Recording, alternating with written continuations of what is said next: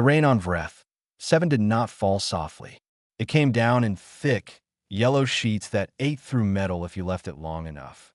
From inside the shuttle, the sound of it hitting the hull was like gravel being poured into a drum. Constant, heavy, and mean. The expedition crew stood at the loading ramp in full exosuits. Thick plating, sealed joints, pressure regulators humming at the collar. Every suit was the kind that cost more than a small spacecraft. Every suit was made for exactly this kind of world. Nora Bale stood with them in a lightweight, reinforced dive suit. Gray, scarred along the left shoulder from an old cable snap. No external pressure regulator. No secondary plating over the chest. Just the suit, a rebreather, and a small pack on her back. Dara looked at her the way a person looks at a locked door they are trying to figure out. He was Sauric, tall, scaled in dark green, with eyes that caught light like mirrors. He had guided expeditions into Tier 4 and Tier 5 worlds for 20 years. He had seen things die on Vreth, 7 that were built to survive it. He pulled Nora aside before the ramp opened. "I will say this once," he said. His translator clicked softly at his collar. A human would not survive 1 hour on the surface without full mechanical support.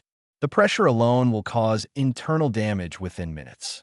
The rain will breach a standard suit in under an hour. The gravity here is 1.4 times what your body is built for. You will feel in your spine before we reach the first marker. Nora listened. She did not cross her arms. She did not look away. She gave him the full attention of someone who was used to being told the odds before a dive. When he finished, she said, "Watch me." Darrow had no answer for that.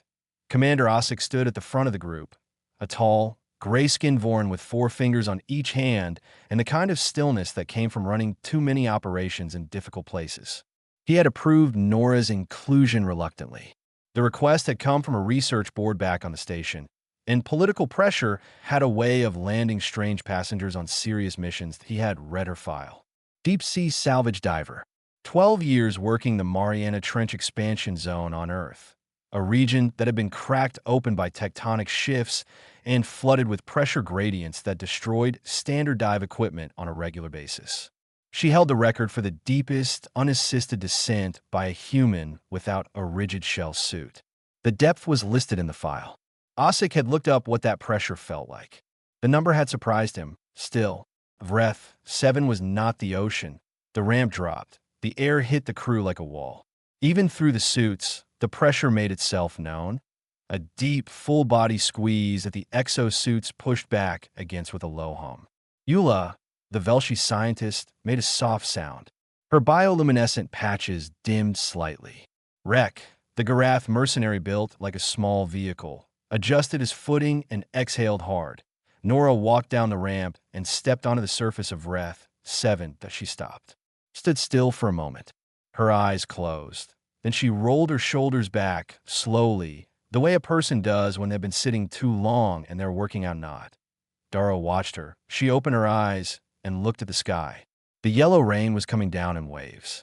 She tilted her face up for a second, not long, just a second, and then pulled her visor down and sealed it.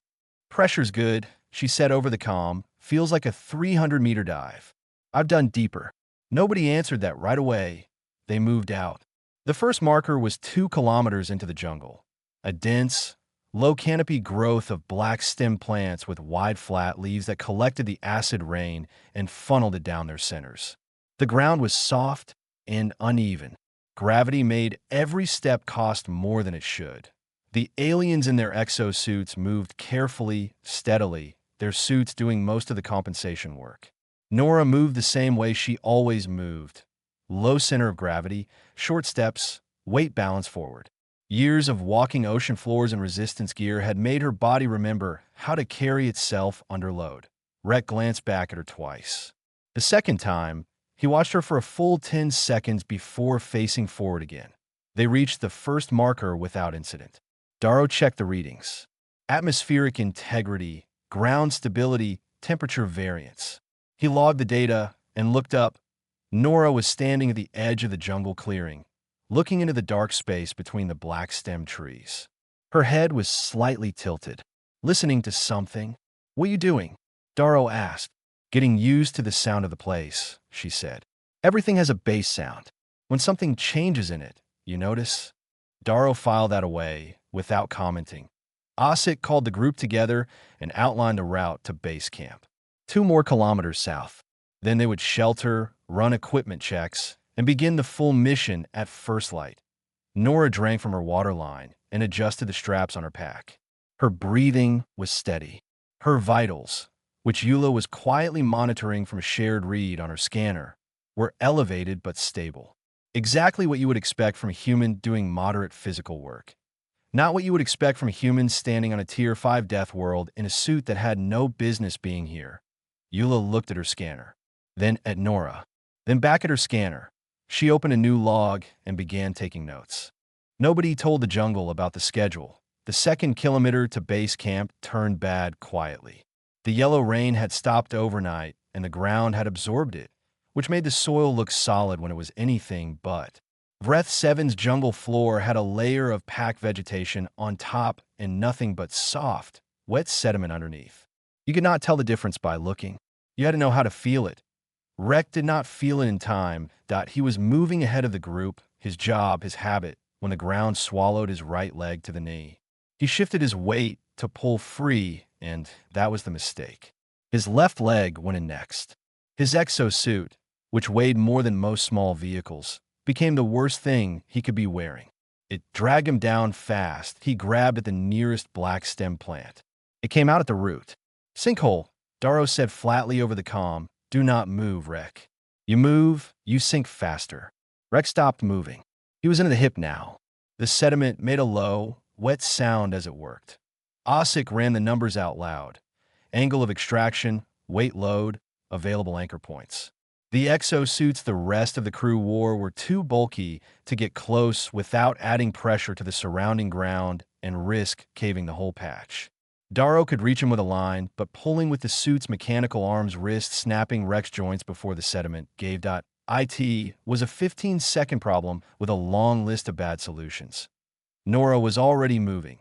She had gone wide, circling around the soft ground with quick, flat steps, reading the surface the way you read water before you put your weight on it.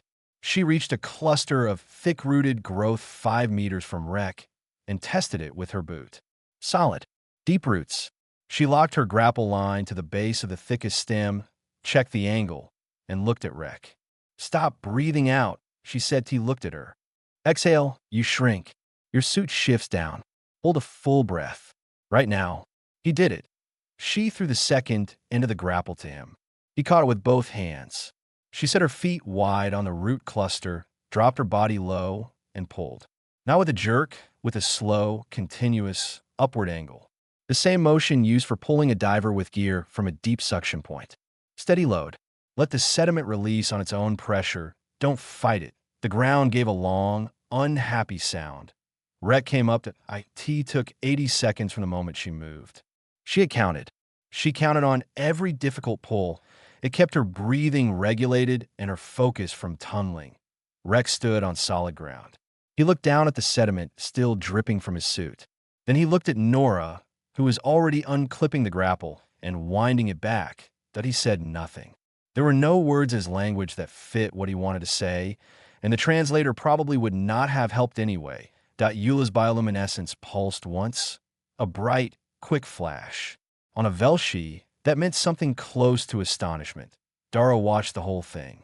He did not move until it was over, and when Nora walked back past him, he turned to track her with those mirror-bright eyes. Salvage training, she said without him asking. You knew the ground by looking at it, he said. By the sound of my steps on it, she said, and the way the plants were leaning. Soft ground makes roots pull inward. He had no response to that either. It was becoming a pattern. Base camp was set up in a shallow rock-walled clearing, one of the few places on Vreth 7 where the ground was honest about what it was. The crew ran equipment checks and ate their evening rations. Nora ate twice what the others ate and drank 3 full water lines. Eula came and sat near her while logging data. Your caloric consumption is elevated significantly, Eula said. She was not judging. She was genuinely curious. Her patches glowed soft gold, which Nora had already figured out meant calm interest. High gravity burns more, Nora said. My body is working hard just to stand up. Add the suit weight and the walking, and it's like running on Earth without stopping. She broke a ration bar in half and offered a piece.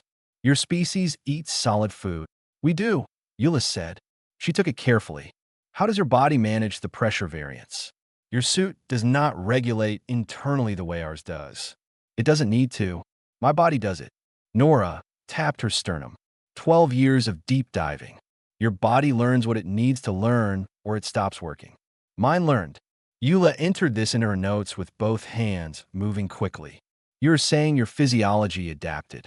I'm saying I stopped being afraid of pressure a long time ago, and my body followed. Eula's patches went a deeper gold. She wrote twice as fast. Across the camp, Rek cleaned sediment from his suit joints and said nothing to anyone. But once, he looked over at Nora with an expression that did not need translation. Darrow logged the day's report. In the notes field, where he usually wrote terrain observations, he wrote one extra line. He almost deleted it. He left IT said, "Watch the human." It started with the silence. Not a comfortable silence, the kind that drops over a place like something big has decided to hold its breath. The jungle of Reth 7 had its own baseline of noise. Low hums from the plants at night, the soft crack of settling rock, the distant rumble of the planet adjusting itself. Nora had spent the first night cataloging all of it without meaning to. Her brain did that on its own in new environments. Old habit that on the second night, 2 of those sounds stopped. She noticed it around the 3rd hour of rest period. She was not fully asleep. She rarely was in new terrain. She lay still and listened and identified the gap the way you identify a missing tooth with your tongue.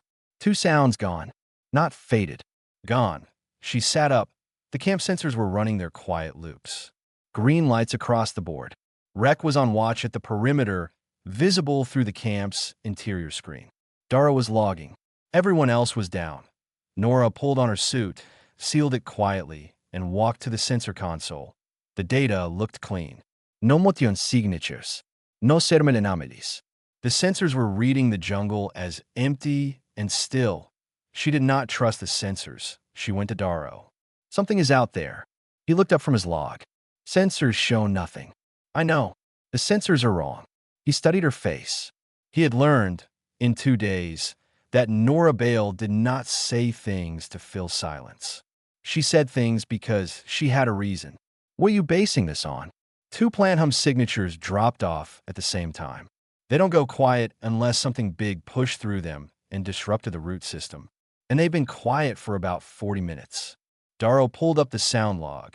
A passive audio track the camp kept running in the background, rarely reviewed. He ran it back. She was right. 2 distinct, low-frequency hums, present on every previous log, absent from 42 minutes ago, that he stared at the screen. Our sensors have not missed a life-form signature on this world before. Then whatever this is, it knows how to beat your sensors, she said. Ossick was woken up. He reviewed the data. He looked at Nora's expression and then at the empty sensor board and made the decision that commanders make when 2 things are pointing in different directions. He picked the one that had a number attached to it. The sensors. We log it as an anomaly and increase passive audio monitoring. Return to rest. Nora returned to her sleeping area and did not sleep. 3 hours later, the outer sensor post on the camp's north edge went dark. Not a malfunction signal. Not an overload. Just dark. There 1 second and gone the next, the way a candle goes out when something walks past it. Then a crew member, one of the 2 Vorn researchers, a quiet one named Beck, screamed. The shadecrawler was 4 meters long and nearly invisible against Vreth 7's dark rock faces. It hunted by using the planet's magnetic interference to make itself invisible to sensor sweeps. Every sensor array on the market was calibrated to filter out Vreth 7's natural magnetic noise, and the shadecrawler had evolved inside that exact frequency. The species had been documented. The danger was known. What had not been fully understood was how fast it moved once it chose to act. Beck was at the edge of camp. The creature hit the outer barrier and the electric fence blew. Beck was knocked back by the discharge. The creature retreated into the dark. Nobody was dead. Beck had a burn across his left arm and a shattered ego. The fence was gone. Nora was already at the equipment locker. "It will come back," she said. "They always come back when they don't finish the first pass. It's testing us." "You know this creature?" Osik demanded. "I know predatory behavior," she said.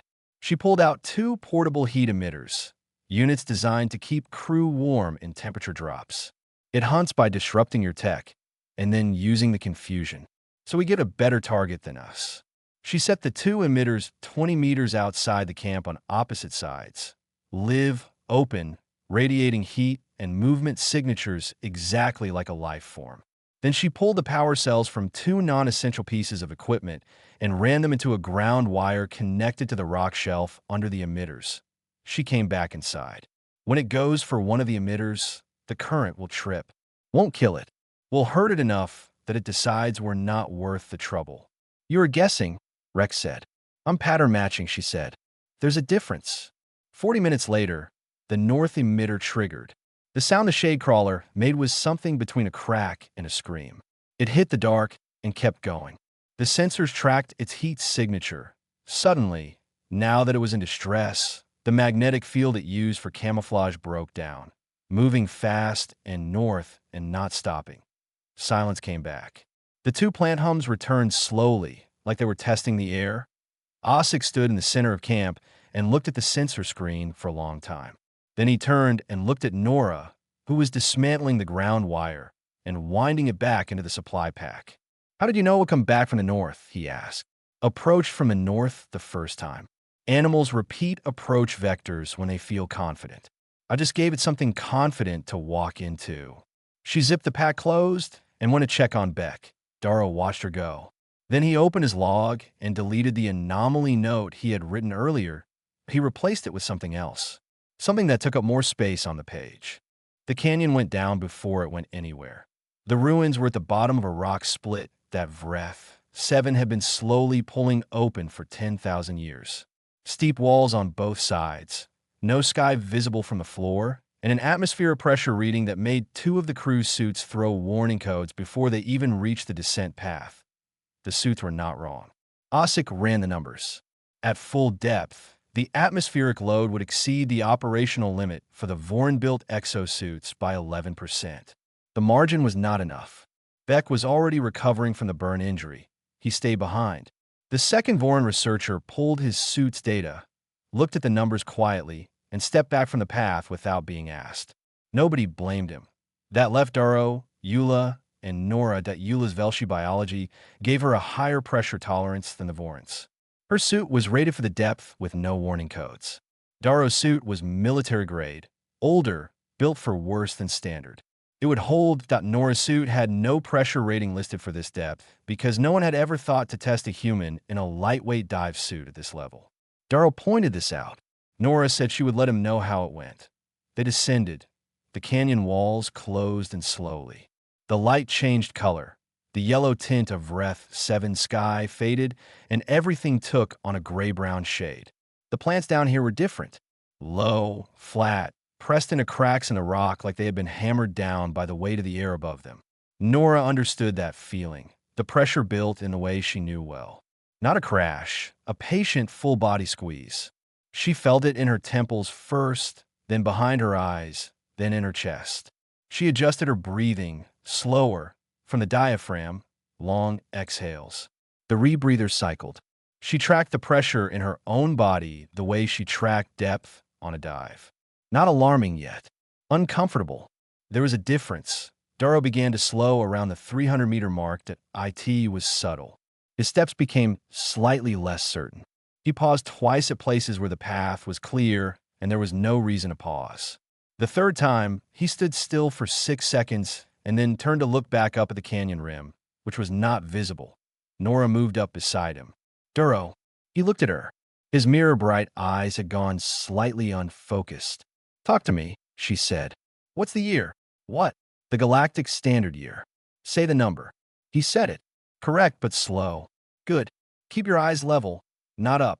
Looking up when you're deep makes the brain start calculating distance, and it doesn't like the answer. Eyes on the path, 10 meters ahead. Can you do that?" He did it. His steps steadied. Eula was watching quietly, her patches cycling through muted colors. She did not interrupt. Pressure narcosis? Darrow asked after a few minutes, his voice more even. Your brain is getting squeezed, and it's getting confused, Nora said. It'll keep trying to drift. Just keep talking to me and walking. The body focuses when it's moving. You have done this before.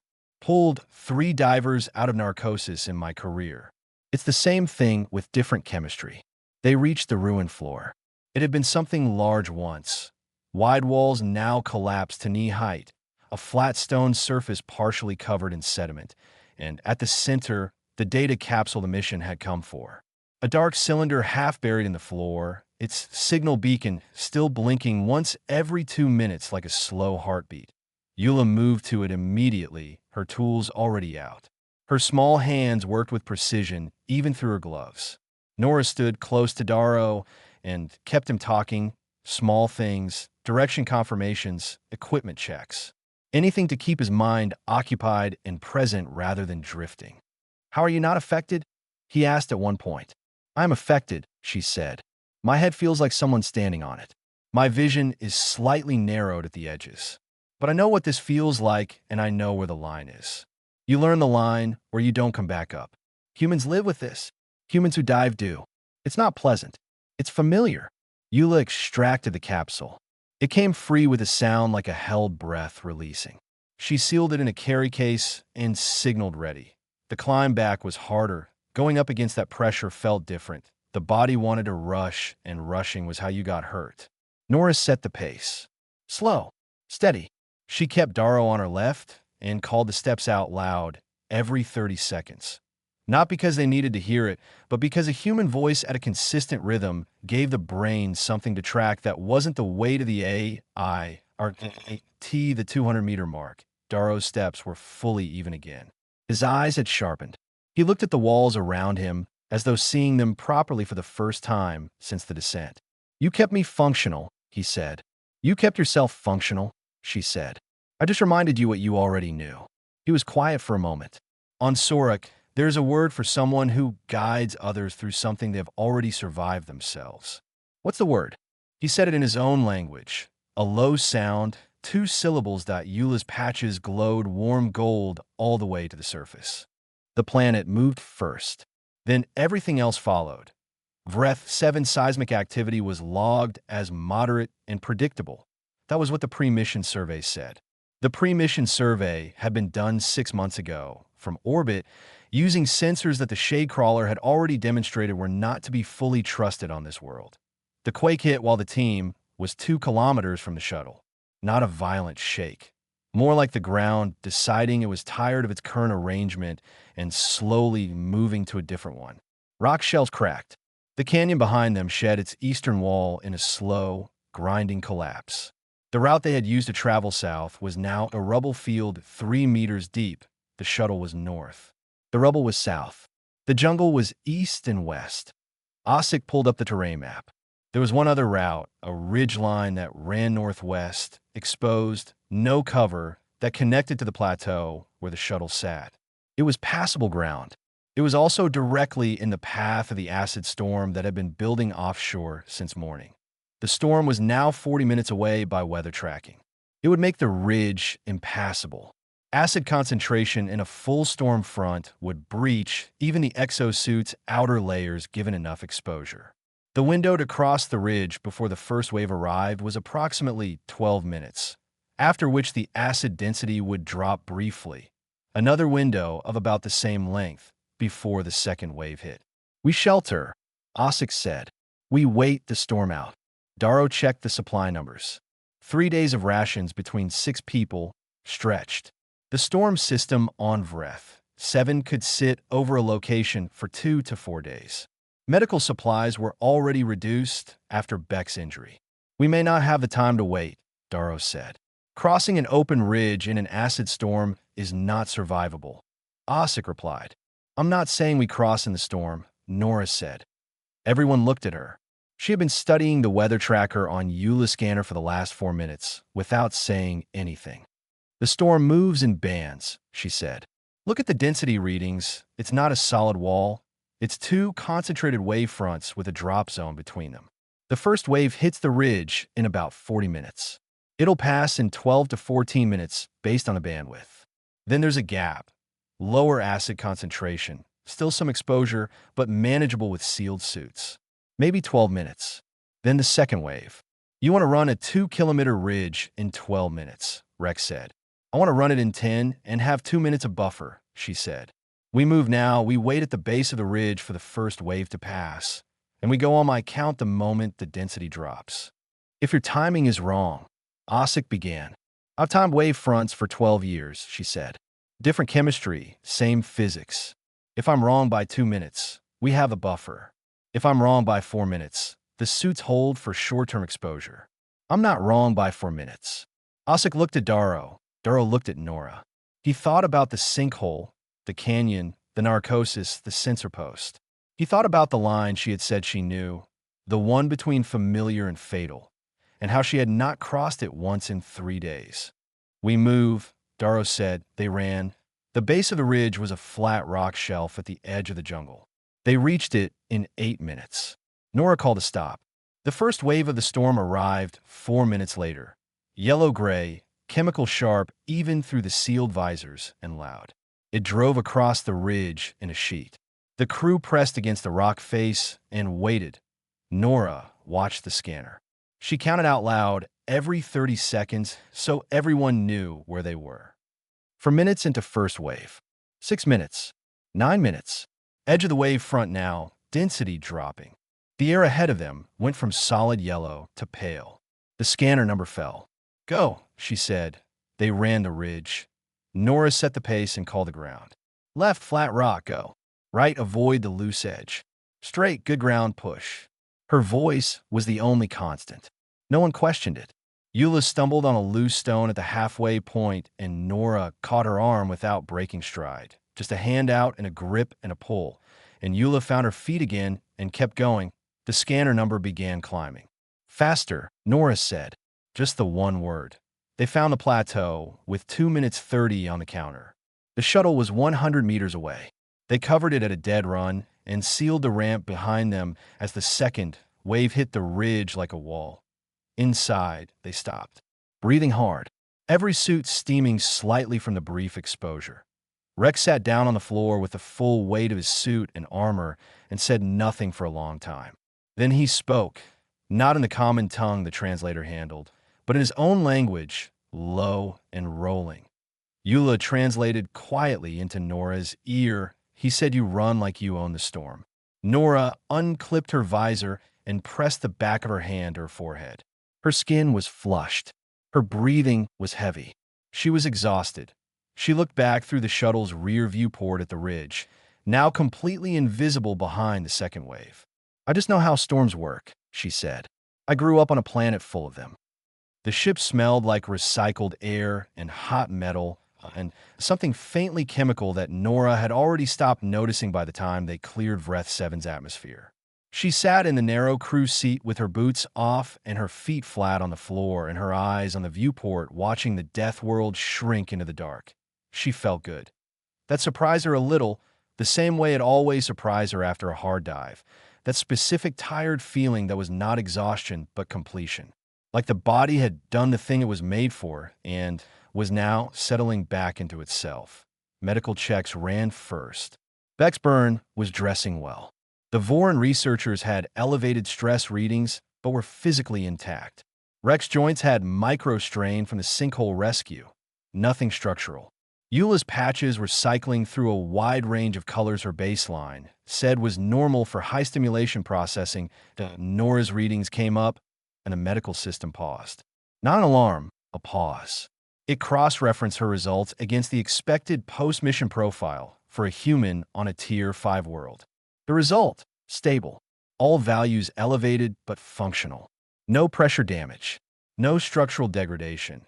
The medical officer looked at the output, then at Nora, then at the output again. "You are well," he said, as though telling himself. "I know," she said. "Can I get more rations?" She ate sitting in the crew area while the rest of the team gathered themselves. Eula came and sat across from her with a data pad.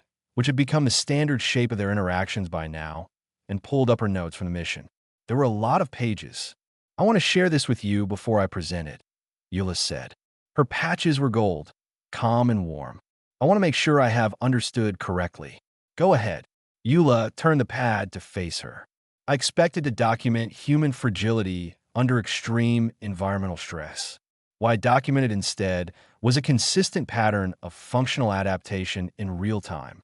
Not just physical, cognitive. You were reading environments, processing threat patterns, making decisions that your crewmates could not make because they had no reference point. You had reference points for everything.